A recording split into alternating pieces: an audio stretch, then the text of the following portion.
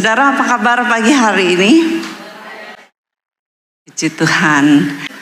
Dan kepada saudara-saudara yang ada di streaming dan YouTube, good morning, good evening, good afternoon buat semua saudara dimanapun saudara berada yang saat ini nonton bersama-sama dan menikmati firman Tuhan. Saudara,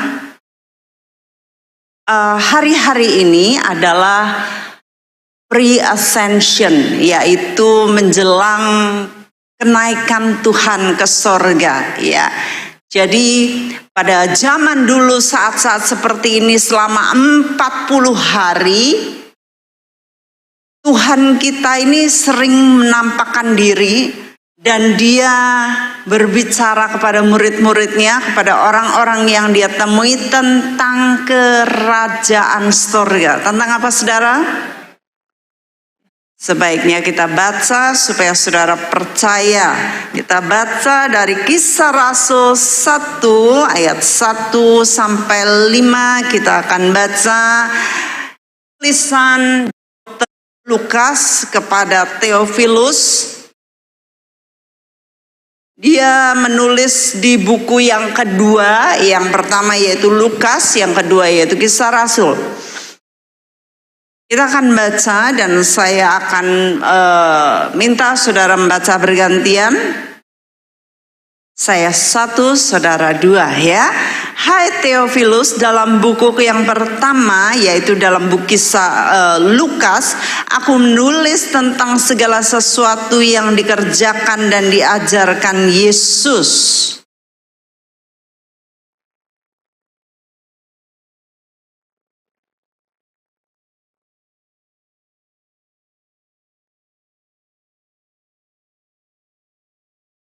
Kepada mereka ia menunjukkan dirinya setelah penderitaannya selesai.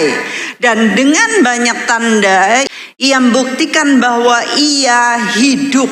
Sebab selama 40 hari ia berulang-ulang menampakkan diri dan berbicara kepada mereka tentang kerajaan Allah. Silakan.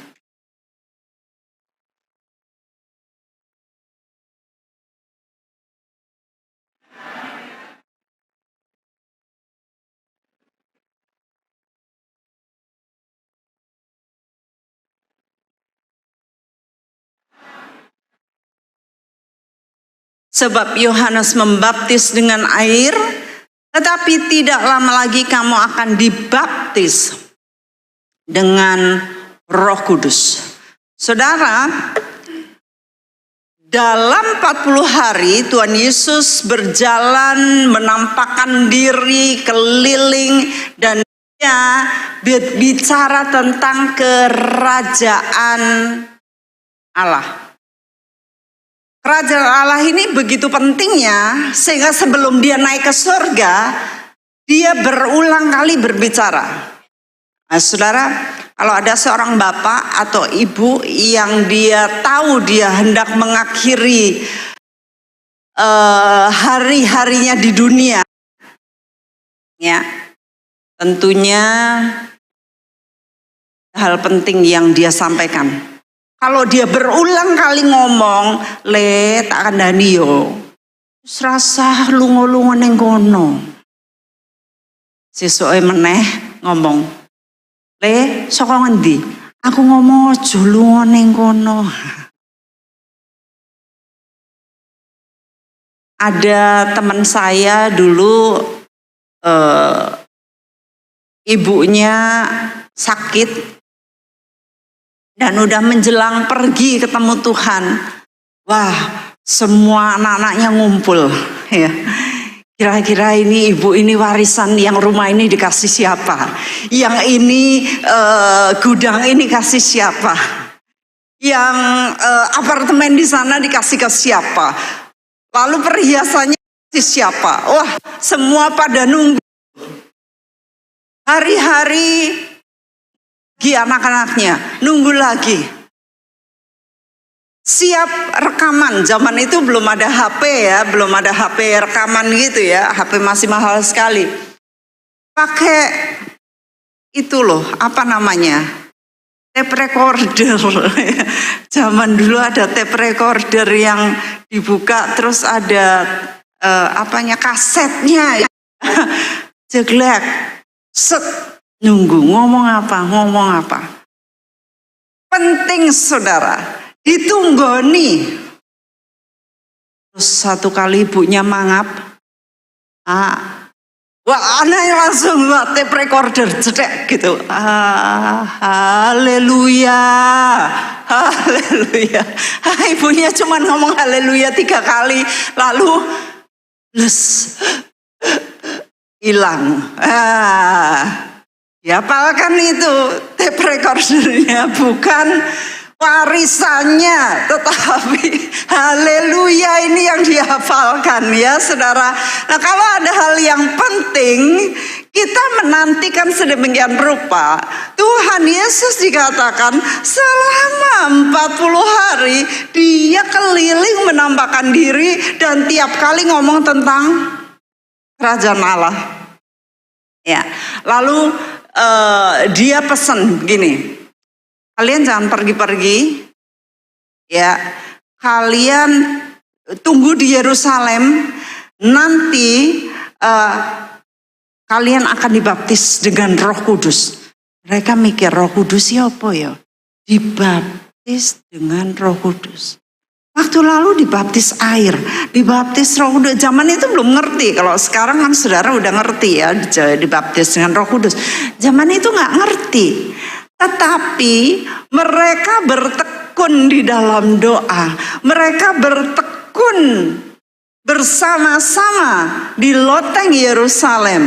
120 orang. Saudara, banyak dari mereka, tetapi hanya 120 yang menantikan, yang dengar-dengaran, yang Tuhan ngomong dan mereka atentif telinganya. Banyak anak Tuhan punya telinga tetapi gak mendengar, sehingga waktu Tuhan ngomong sesuatu dia gak mudeng sama sekali, gak nyantol sama sekali.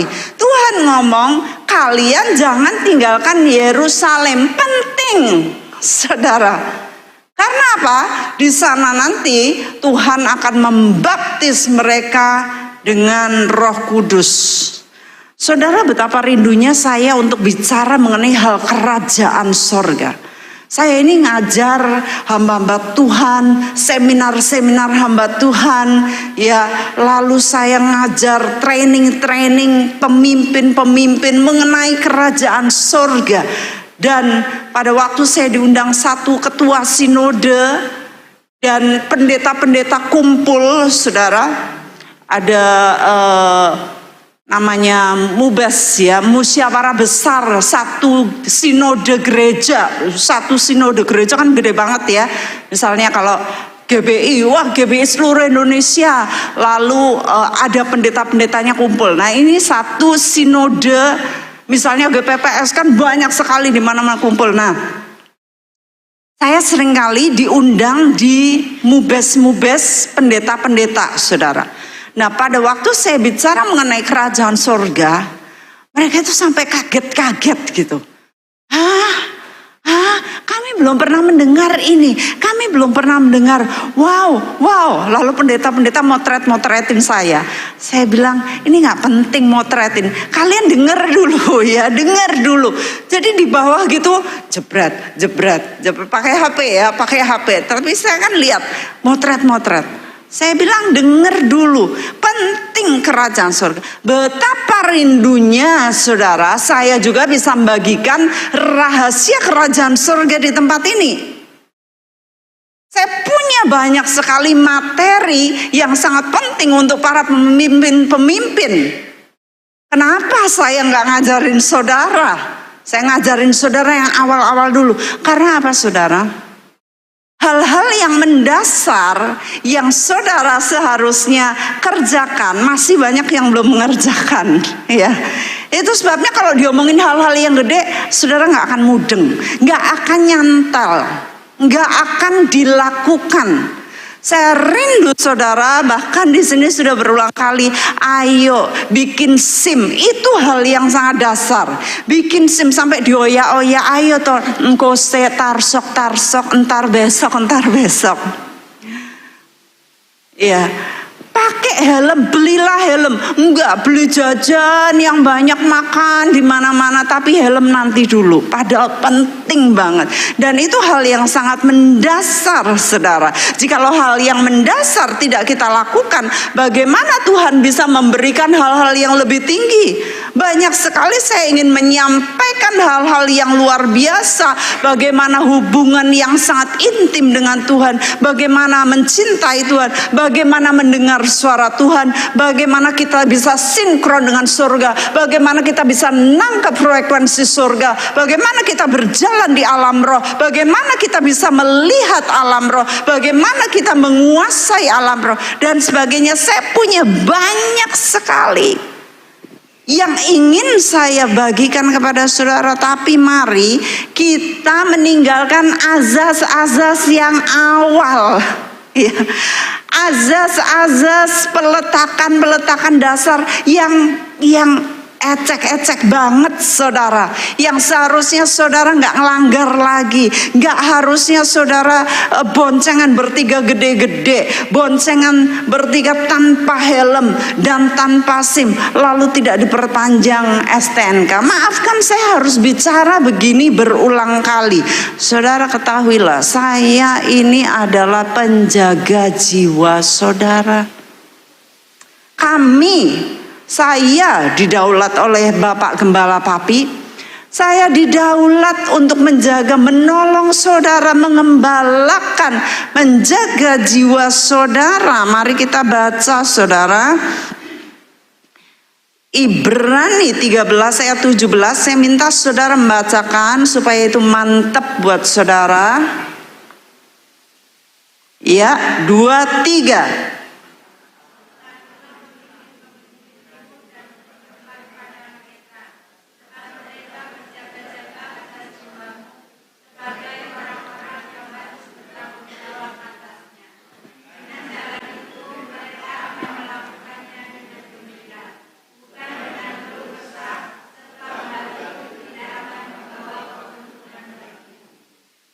Nah, saudara, lihat, pemimpin-pemimpinmu itu adalah orang yang berjaga-jaga atas jiwamu. Saya menjagai jiwa saudara supaya saudara jangan sampai luput, jiwanya tidak terselamatkan. Hanya hal yang sepele, aja saudara wegah. Alasannya banyak. Nanti dulu, alah pentingnya apa? Alah aku rapopo, aku nggak pernah tabrakan, aku nggak pernah kegiles kepalaku. Iya. Karena ada anak teman saya SD, kepalanya kegiles truk. Itu aja pakai helm kegiles truk. Saya ngomong berulang-ulang agar saudara itu sudah ngelewatin hal yang dasar ini, dilewatin. Mari kita bertumbuh, ya. Mari kita baca di dalam Titus 2 ayat 11 sampai 14. Ya. Saudara baca selanjutnya. Karena kasih karunia Allah yang menyelamatkan semua manusia sudah nyata,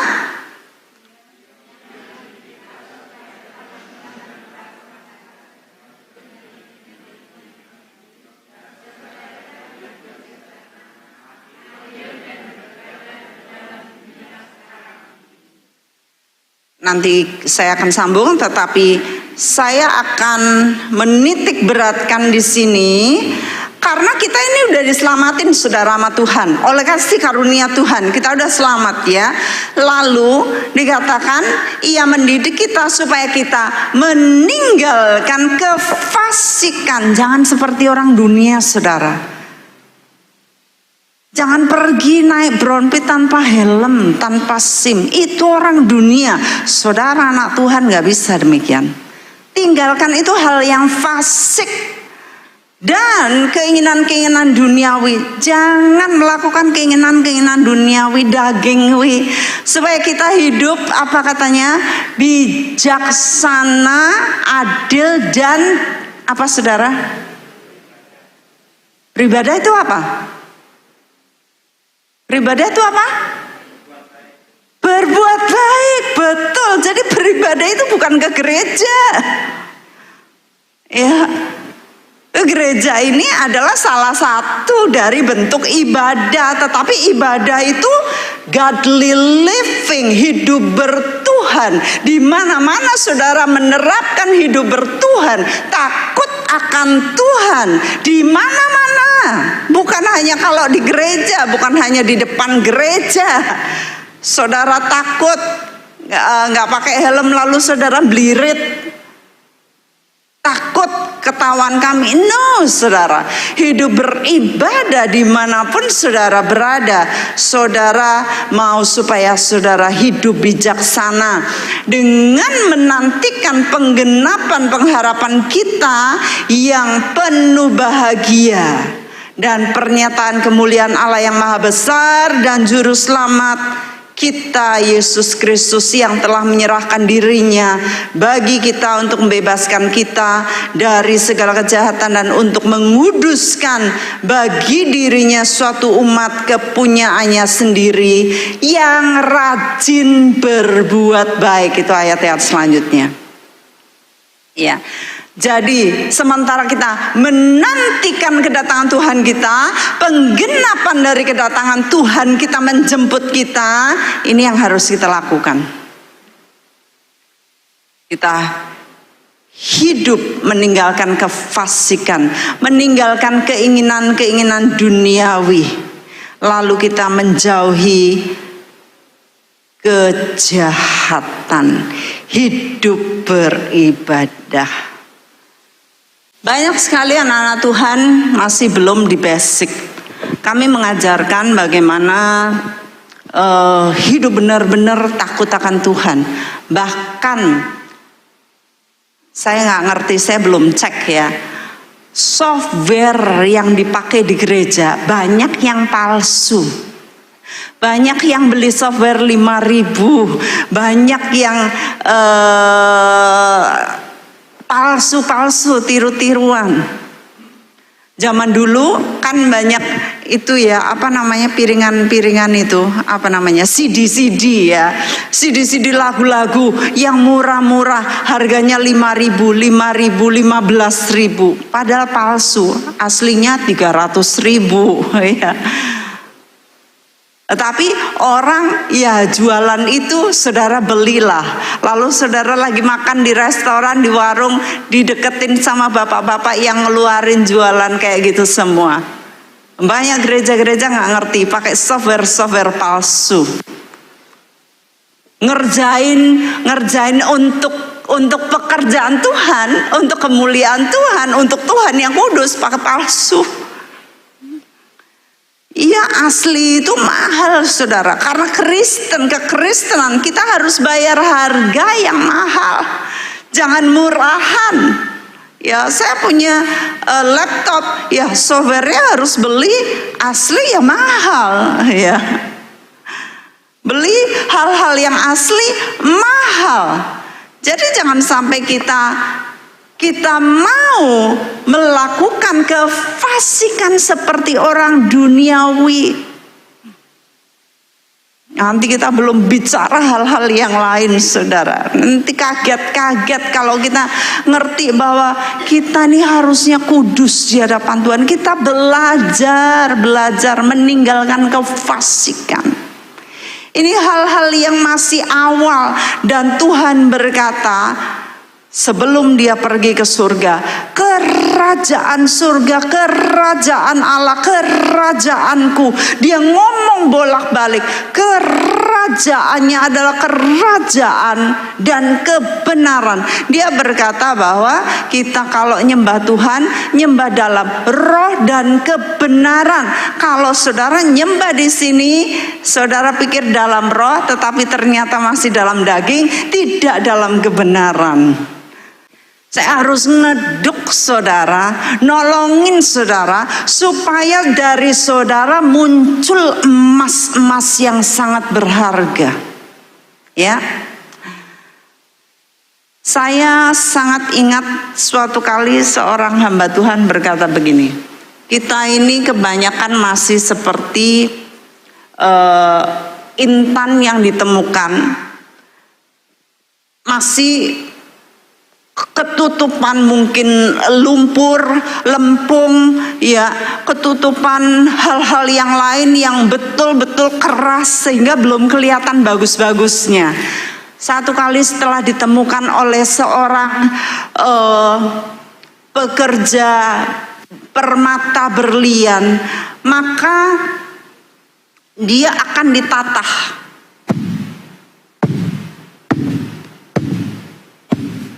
Sakit saudara, ya. Waktu ditata itu sakit.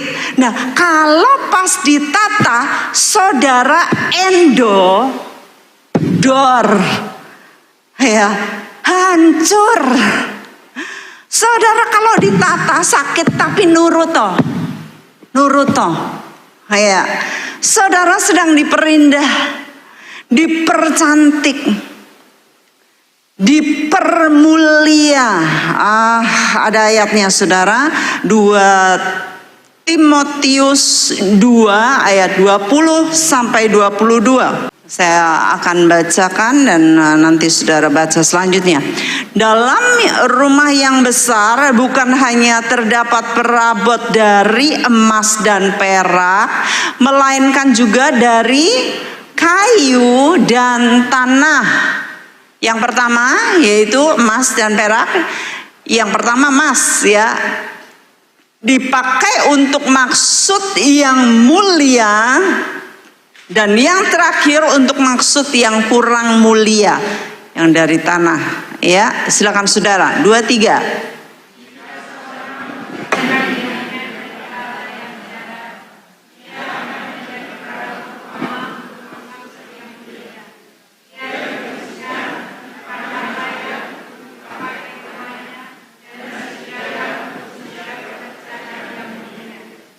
Bersama-sama, sebab itu jauhilah nafsu orang muda, kejarlah keadilan, kesetiaan, kasih, dan damai bersama-sama dengan mereka yang berseru kepada Tuhan dengan hati yang murni.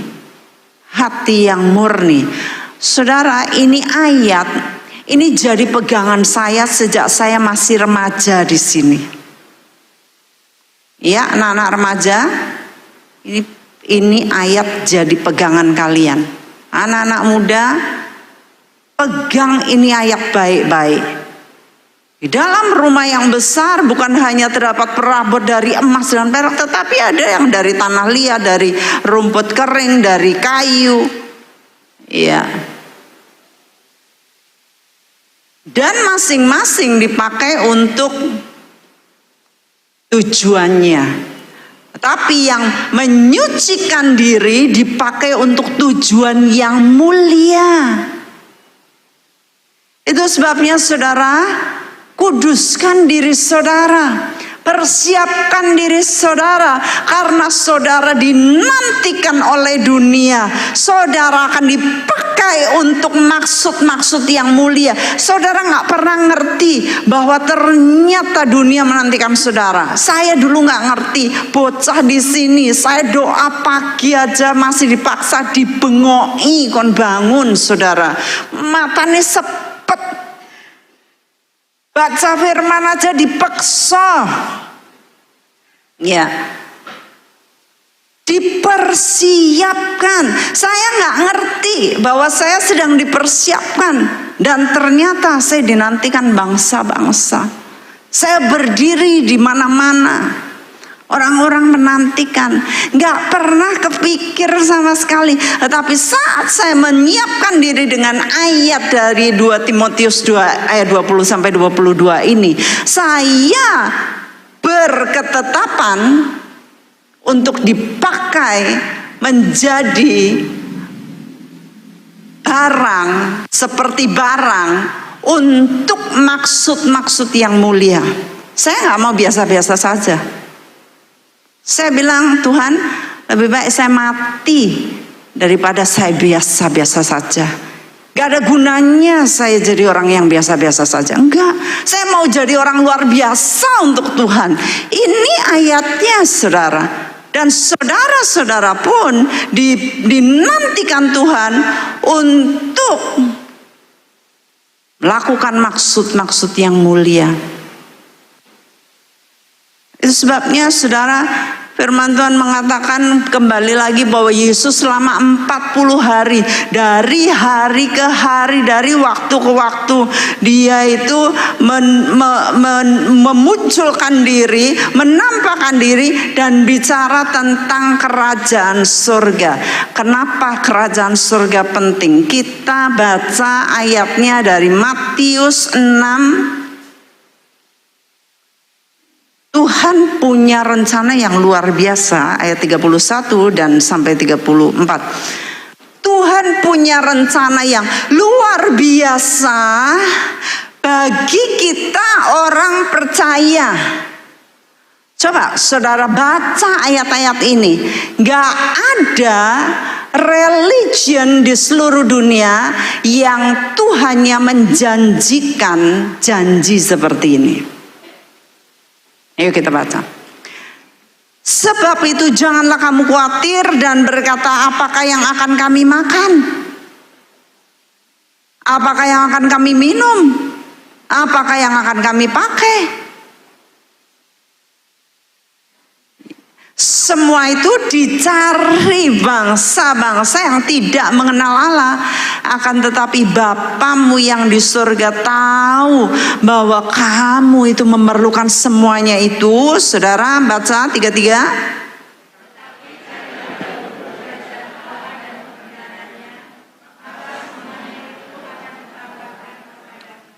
Look at that.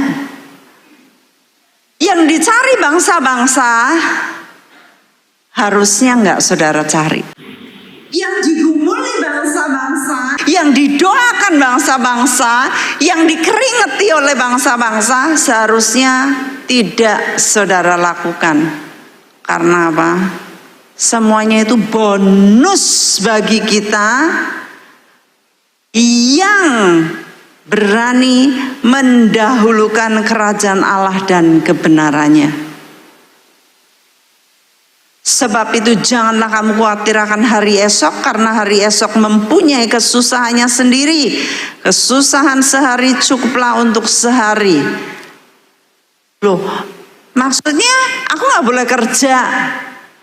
Maksudnya aku gak boleh keliling. Loh, itu harus saudara. Kalau saudara kerjanya keliling, ya kelilinglah. Kalau kerjanya jaga di toko, ya jagalah.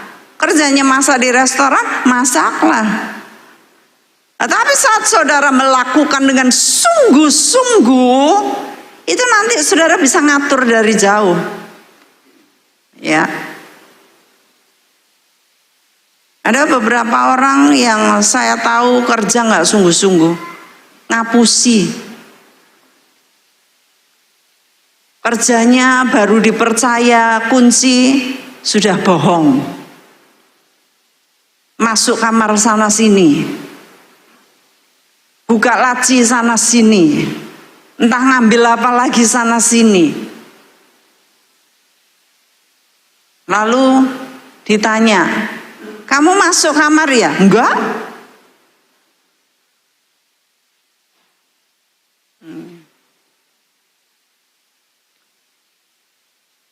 Enggak sungguh-sungguh kerjanya.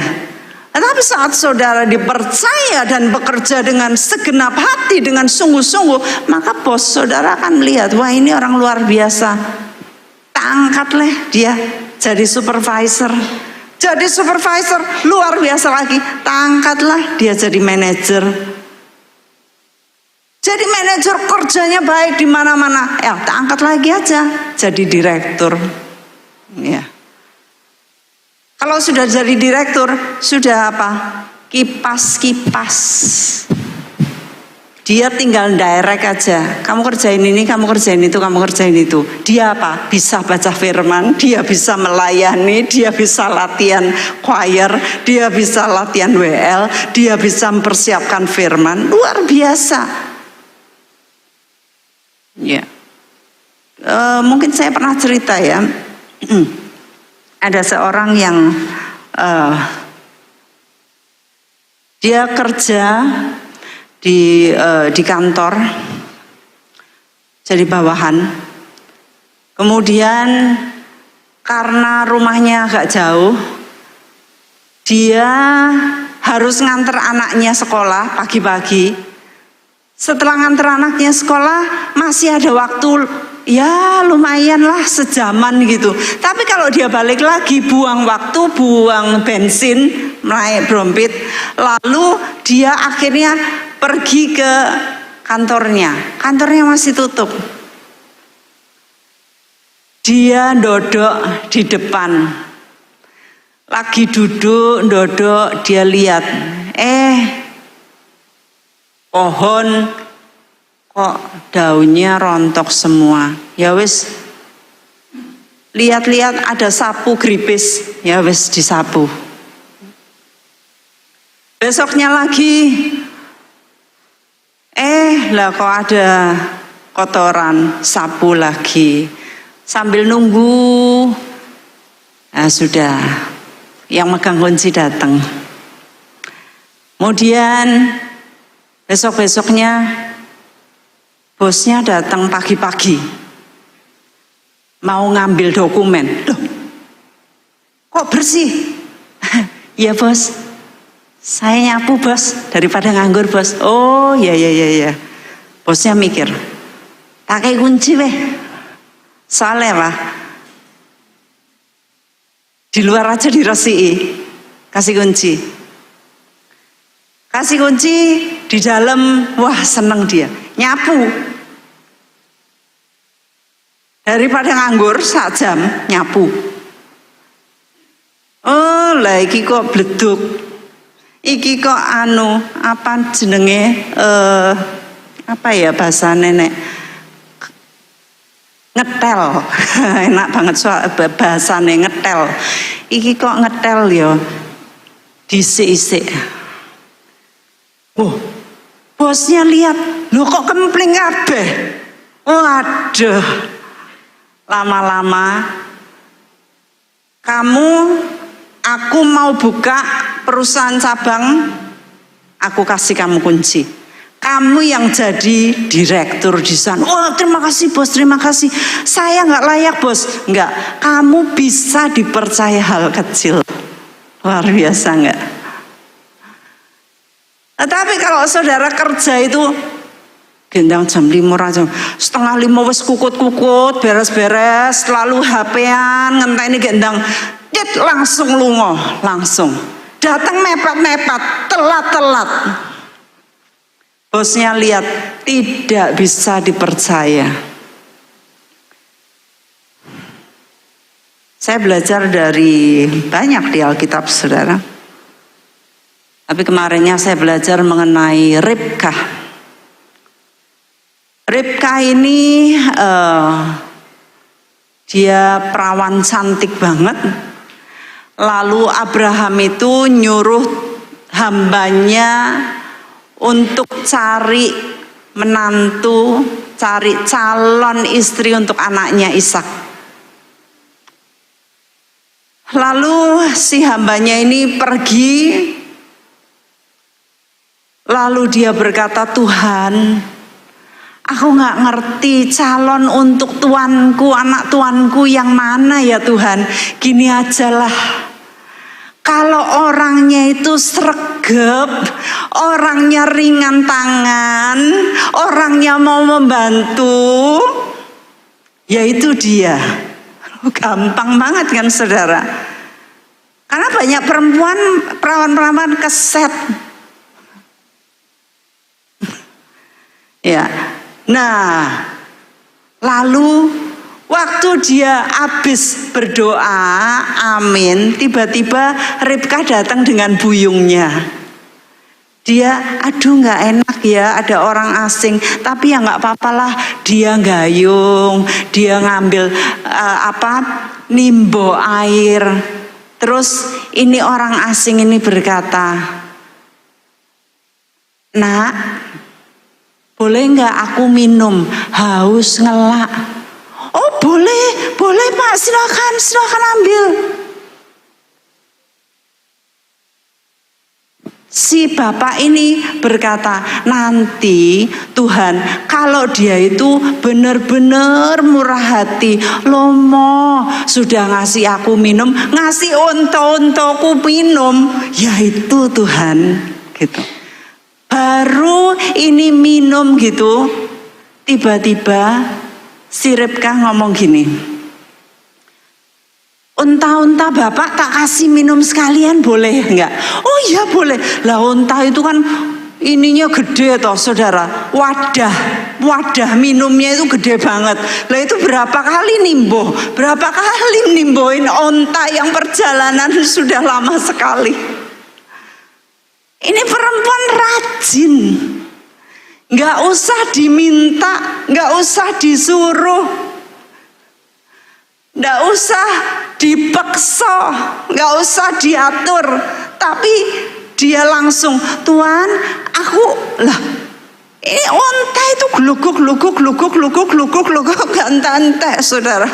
Karena dia bisa jalan berminggu-minggu tanpa air karena apa? Ada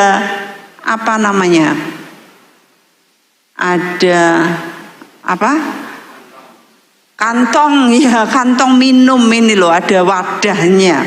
Iya.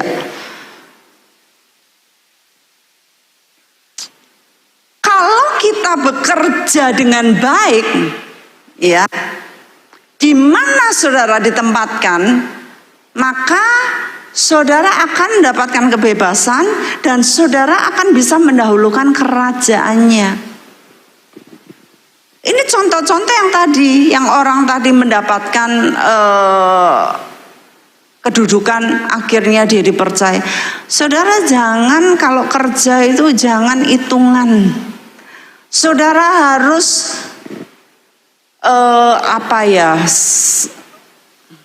sense of belonging. Saudara harus punya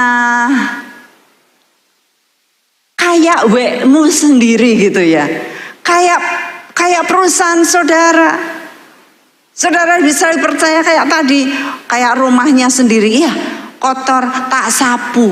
Kalau rumahnya saudara sendiri kan, kalau saudara nggak peduli, gen, wes ngelemprek kabeh, ngedal kabeh, wes ben, saudara nggak akan dipercaya. Sebabnya saudara bekerja dari tahun ke tahun, kerjanya sama. Gajinya nggak naik-naik, nggak dipercaya apapun, bahaya saudara. Saudara nggak bisa mendahulukan kerajaan surga. Ya, kami ajarin murid-murid saudara. Kita akan buka pemuridan lagi. Kalau saudara mau silahkan nanti saudara daftar. Kami ajarin murid-murid untuk mereka itu proaktif. Proaktif itu apa? Dia tuh misalnya waktu itu dia baru lulus SMA. Saya mau kerja katanya. Oke, kamu kerja. Kerja di mana? Kerja apa ya? Kerja di kantor. Oke. Jadi dia kerja jadi pegawai rendahan dulu. Kami bilangin, kamu datang sebelum waktu, pulang sesudah waktu. Ya, jangan datang kamu mepet atau telat, pulang gasik, jangan. Ya, caranya supaya di sini bos-bos siapa coba? Kalau bos-bos lihat anak buahnya, datang kok sudah awal waktu sudah datang. Lalu jam pulang, orang mulai toh, musik lidian ngerjain apa saja. Bos itu senang saudara. Jadi kami ajarin, ya. Makanya ini saya ngajarin saudara di sini secara korporat. Kalau datang jangan mepet. Tiap hari, wah macet kok macet. Padahal saudara bangunnya itu siang. Ya. Lalu anak ini kami ajarin, dah. Ini, wes di kerjaan tuh nganyel ke orang-orang tuh kalau minum itu botol aku, gelas aku di selek-selek ke, dikasih ke di mana-mana. Kamu ambilin, saya ngambilin, enak banget teman-teman saya. Iya diambilin, kamu kan murid, diambilin. Ya, antara ini apa gelas sama gelas dimasukin, anyel. Habis itu lihat cerita lagi. Mereka kalau makan seenaknya, piring-piring ngelongo-ngelongo kabeh dikelemper-kelemper ke. Mentang-mentang aku pegawai baru, aku sing suruh ngisai. Disai. Loh, saya enggak dibayar, oh, enak aja, lembur no. Aku kena mana gaji lembure? Jangan hitungan, kerjain. Akhirnya dia tadinya brok gitu. Lama-lama suatu hari bosnya lihat, loh kamu kok ngisai kabeh ini? Iya nggak apa-apa bos. Ya.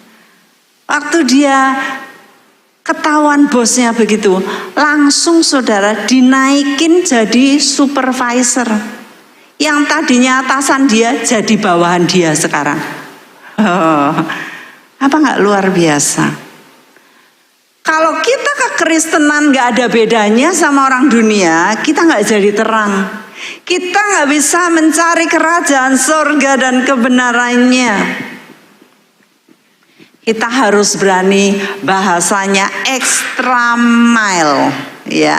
Kita harus berani berjalan lebih dari yang lain. Kita harus bisa melangkah lebih dari yang lain. Kalau yang lainnya gini, kalau yang lainnya pada mainan HP, saya enggak. Saya akan melakukan yang lain. Gitu saudara.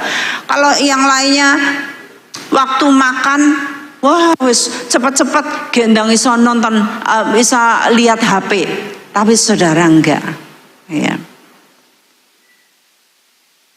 Kalau nggak ada bos, wah mainan HP, main di komputer, lihat-lihat sesuatu yang nggak penting.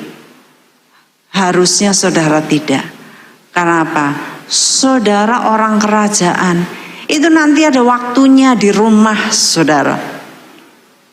Ya. Saya rindu saudara di sini jadi terang. Buang semua kefasikan, buang semua hal-hal duniawi. Kita akan naik lebih lagi saudara.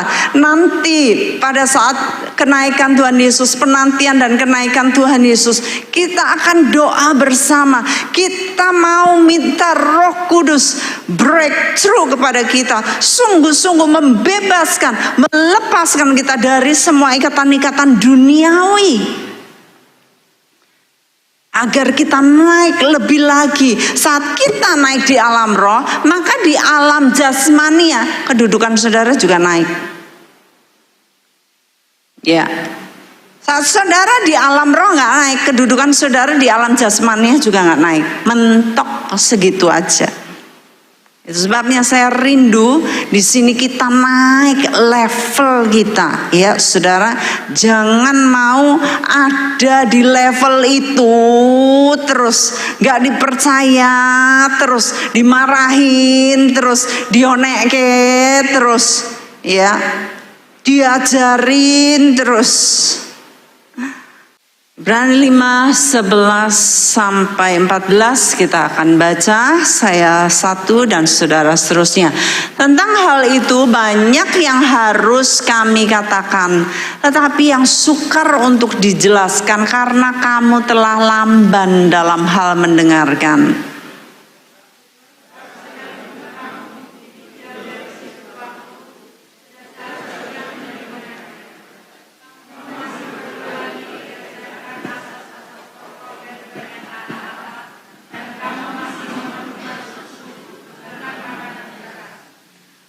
Sebab barang siapa masih memerlukan susu, ia tidak memahami ajaran tentang kebenaran, sebab ia adalah anak kecil. Terakhir,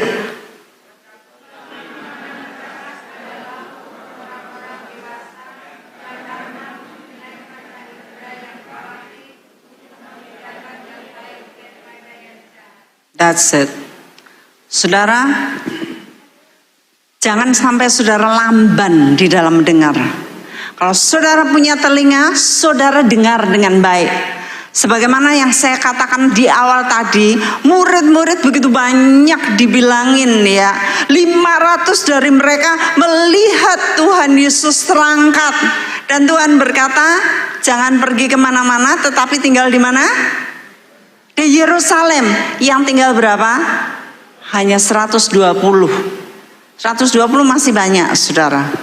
Tapi saya rindu kalau ada 500-500-500-nya ikut menanti. Jangan sampai kita ini pakai azas-azas pokok, masih bayi. Saya punya dogi, anjing ya, yang saya ceritakan. Dia praise namanya, praise the Lord namanya, puji Tuhan. Namanya puji Tuhan ya, artinya praise itu pujian kepada Tuhan.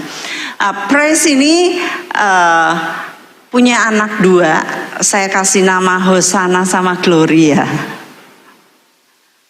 Lalu saya diguyu sama Ibu Yati sama Bu Bejo. Makasih ya Bu. Kenapa sih Bu? Baik sekali ya. Terima kasih ya. Ini luar biasa. Saya ikut bukan saya ikut melahirkan, bantu. Saya ikut bantu ngeluarin ya, ngeluarin. Ya waktu udah setengah, ayo Pres, ayo lagi. Terus diem aja. Loh Pres jangan diem. Sampai saya basah roh biar keluar cepat. Baru sudah keluar tuh masuk lagi loh. Aduh, please. Ayo nih, bisa ayo. Sampai akhirnya bisa keluar. Waktu keluar yang pertama, ada jeritnya. Aduh, kasihan banget. Nah, lalu kecil-kecil dia sayang sekali, dia jilatin terus, lalu pertama langsung ditetein, saudara, tetek tiap hari, netek 2 anak itu tiap hari netek, kerjaannya itu nggak ada selain kalau sudah Pres datang, anak-anak ini sudah pada berangkang cari susu. Sudah dapat susu, cocot. Lalu kalau lama-lama itu ngencot iya tuh. Gini. Neteknya itu sampai gini. Kecil, tangannya masih kecil banget. Gini. Loh kok pinter ya, kecil-kecil kok netek. Selama-lama tadinya seminggu itu kayak Pres tuh nggak pernah bisa keluar. Baru berdiri toh mau ke belakang, anak balik lagi, netei lagi. Aduh, mesake banget. 2 minggu gitu. Setelah 2 minggu dia sudah rodok enak jalan-jalan. Terus nangis diteke wae, dia pengen dolanan sama kami. Terus balik lagi, tetein lagi. Setelah 2 bulan, anaknya netek. Pres, jangan gitu Pres. Lalu lagi, anaknya sambil takut-takut gini, nyedai lagi, tetek lagi. Loh, kok Pres kok gitu? Setelah 2 bulan, Pres ini nurani naluri seorang tua. Kamu harus mulai makan makanan keras. Kamu gak boleh nyusu terus, nanti kamu lemes. Gigimu udah mulai keluar, giginya keluar. Nih nyokot tangan saya aja sakit loh saudara, apalagi nyokot teteknya mamanya. kayak nek saya gini loh. Saya gini kayak kukunya sudah panjang-panjang, nyakar tuh sakit. Wah, perutnya Pres itu merah-merah sampai hitam semua. Duh, saya mikir kasihan dia. Tapi ada saatnya ternyata orang tua akan berkata, stop susu, kamu harus makan makanan keras. Saudara, stop nyusu, saudara. Saudara sudah dewasa, belajar untuk membedakan yang baik daripada yang jahat. Saudara berlatih dengan panca indera saudara, panca indera rohani saudara. Jangan lagi melakukan asas-asas pokok yang masih, ya ampun, lampu merah dilanggar. Ya ampun, kowe nang gereja to? Kowe iki delokan kowe nganggo putih-putih, boncengan telurang nganggo helm kabeh. Nganggo putih, GPPS wi. Lho, sing isin sapa? Menika Bapak Gembala. Isin, saudara. Wah, pada waktu saya datang, saya lihat bukan hari ini. Wah, boncengan bertiga gede-gede, apa? Mau apa? Mau melayani terus doa di sini. Susu itu. Masih nyusu. Ya. Habis sekarang saudara sudah dewasa. Gak boleh lagi minum susu. Ya. Saudara harus makan makanan yang keras, melatih panca indera saudara. Ya, Tuhan akan mencurahkan rohnya besar-besaran kepada saudara. Nanti kita akan nantikan 10 hari pencurahan Roh Kudus supaya saudara dibasuh lagi. Api itu menyucikan saudara. Kalau saya sudah cuci kaki saudara, saudara akan dibasuh dengan api Roh Kudus. Mari kita tunduk kepala. Bapa di surga, hamba mengucap syukur pada pagi hari ini untuk firman yang hamba bagikan untuk pre-ascension, yaitu menjelang kenaikan Tuhan ke surga. Saat-saat ini 2000 tahun yang lalu Tuhan berkeliling untuk berbicara mengenai kerajaan surga.